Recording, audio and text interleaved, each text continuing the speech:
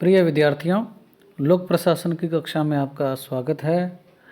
आज हम केंद्रीय समाज कल्याण बोर्ड या केंद्रीय समाज कल्याण मंडल के संगठन और कार्यों के बारे में पढ़ेंगे।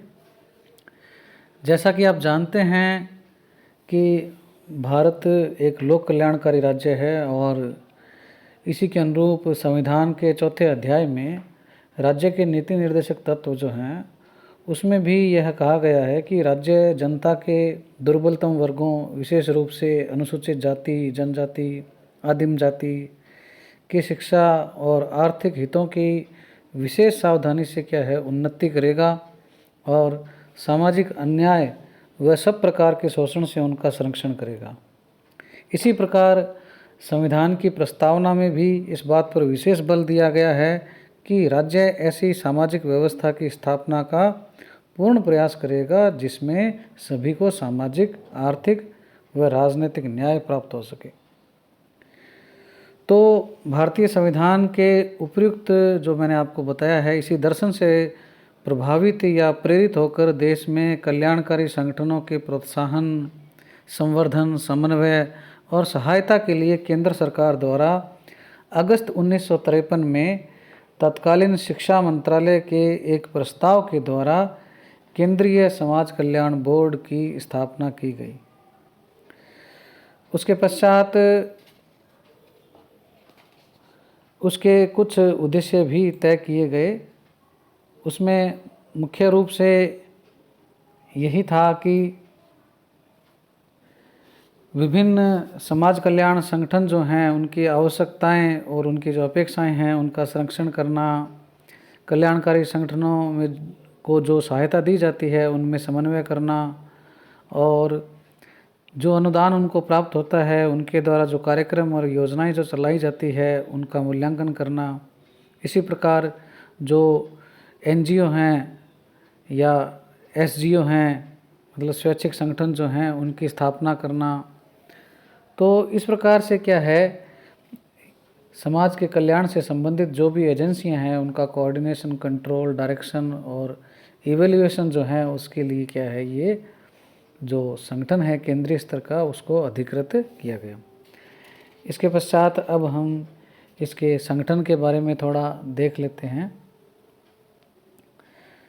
केंद्रीय समाज कल्याण मंडल की संगठनात्मक व्यवस्था में प्रमुख रूप से इसका एक क्या है सामान्य निकाय होता है। इसमें विभिन्न सदस्य होते हैं जो नीति निर्माण का कार्य करते हैं। मंडल के कार्यों को संचालित करने के लिए इसकी एक कार्यकारी समिति भी होती है और मंडल के दैनिक कार्यों के निष्पादन के लिए इसका एक क्या है कार्यालय भी होता है।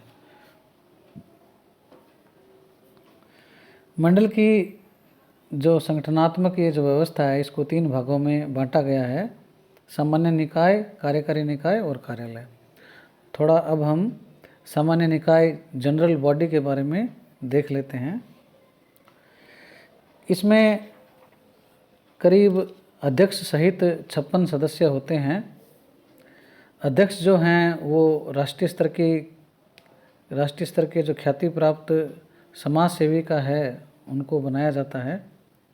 और इसके अलावा राज्य समाज कल्याण सलाहकार जो मंडल हैं उनके जो अध्यक्ष हैं, ठीक है ना, वो 33 हैं। केंद्र शासित प्रदेश और राज्यों से मिलाकर उनको इसमें सदस्यों के रूप में शामिल किया जाता है। इसके अलावा विधि, चिकित्सा, सामाजिक कार्य, शिक्षा तथा सामाजिक विकास के क्षेत्रों में हर एक क्षेत्र, ये जो 5 क्षेत्र मैंने बताए हैं इसमें से एक एक क्या है 5 विषय के विशेषज्ञ भी मेंबर होते हैं। इसके अलावा सामाजिक क्षेत्र का गहन अनुभव रखने वाले 3 प्रतिष्ठित व्यक्ति जो हैं वो भी इसके मेंबर होते हैं। इसी प्रकार लोकसभा से 2 और राज्यसभा से 1 प्रतिनिधि भी क्या है इनके मेंबर होते हैं, ये मनोनीत होते हैं।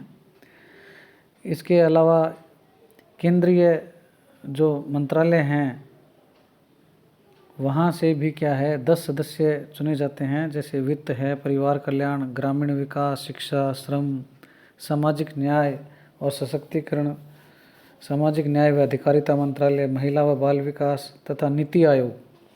इन सभी से क्या है एक एक मेंबर लिया जाता है। इसके अलावा इसका एक कार्यकारी निदेशक होता है, ये IS होता है, केंद्रीय समाज कल्याण मंडल का। तो इस प्रकार से अध्यक्ष सहित टोटल क्या है इसमें 56 सदस्य होते हैं। केंद्रीय समाज कल्याण मंडल में अध्यक्ष पद पर किसी प्रतिष्ठित अनुभवी तथा विदुषी समाजसेवी महिला को ही नियुक्त किया जाता है। इसके अलावा मंडल के सामान्य निकाय के ज़्यादातर सदस्य भी क्या है महिलाएं होती है। ये जो अध्यक्ष हैं ये भी क्या है महिलाएं ही ली जाती है राज्यों और केंद्र शासित प्रदेशों से, क्योंकि समाज सेवा तथा समाज कल्याण के क्षेत्र में ऐसा माना जाता है कि महिलाएं मानवीय भावनाओं के प्रति अधिक संवेदनशील होती है। केंद्रीय समाज कल्याण मंडल का नियंत्रण तथा निर्देशन का कार्य सामान्यतः कल्याण मंत्रालयों के द्वारा होता रहा है, परंतु 1985 में किए गए सुधारों के पश्चात अब यह मंडल जो है मानव संसाधन विकास मंत्रालय के महिला एवं बाल विकास विभाग के द्वारा प्रशासनिक निर्देशन प्राप्त करता है। तो सामान्य निकाय को जानने के पश्चात इसका जो कार्यकारी निकाय है उसके बारे में भी हम थोड़ा देख लेते हैं। मंडल के सामान्य प्रशासनिक कामकाज के संचालन के लिए एक कार्यकारी एग्जीक्यूटिव कमेटी या कार्यकारी निकाय होता है। इस कार्यकारी समिति में मंडल के अध्यक्ष और कार्यकारी निदेशक सहित क्या है 16 मेंबर होते हैं। इसके अलावा केंद्र सरकार के ग्रामीण विकास मंत्रालय, स्वास्थ्य मंत्रालय और अन्य मंत्रालयों से क्या है कुल 7 प्रतिनिधि जो हैं वो भी इसमें शामिल होते हैं। तथा सामान्य सभा के लिए अध्यक्ष व 5 सदस्यीय क्या है कार्यकारी समिति भी इसमें होती है। कार्यकारी और 2 जो मेंबर हैं वो व्यावसायिक विशेषज्ञ के भी क्या हैं नियुक्त किए जाते हैं। तो ये 5 सदस्यों की और अध्यक्ष की कार्यकारी समिति है, 7 केंद्रीय मंत्रालयों के प्रतिनिधि हैं और 2 क्या हैं व्यावसायिक सदस्य होते हैं। और कार्यकारी निदेशक का जो पद है वो क्या है भारतीय प्रशासनिक सेवा के अधिकारी की नियुक्ति इसमें की जाती है। कार्यकारी समिति मंडल के नीति निर्धारण करने वाली प्रमुख समिति है और इसकी बैठक जो है प्राय 2 माह में क्या है एक बार होती है। इस तरह वर्ष में इसकी क्या है लगभग 5 या 6 बैठकें होती है, जिनमें मंडल के विभिन्न कार्यक्रमों से संबंधित नीतियों का निर्धारण किया जाता है। केंद्रीय समाज कल्याण मंडल के कार्यों में सहायता और समन्वय प्रदान करने के लिए 1954 से ही क्या है राज्यों में भी इसकी क्षेत्रीय इकाइयाँ राज्य समाज कल्याण मंडलों की स्थापना की गई है। राज्य स्तर पर कार्यरत ये मंडल उस राज्य में क्रियाशील जो भी स्वयंसेवी संगठन हैं उनका सर्वेक्षण, आवश्यकताओं का निर्धारण और अनुदान प्राप्ति के लिए जो भी आवेदन पत्र आते हैं उनके राज्यों से उनकी छंटनी करता है और फिर उनको क्या है केंद्रीय जो मंडल है उसको क्या है भेजता है। इसके अलावा राज्य के जो ये मंडल हैं वो क्या है केंद्रीय मंडल से जो भी स्वीकृत योजनाएं हैं कल्याणकारी उनको भी क्या है राज्य के जो मंडल हैं वो संचालित करते हैं। इसके पश्चात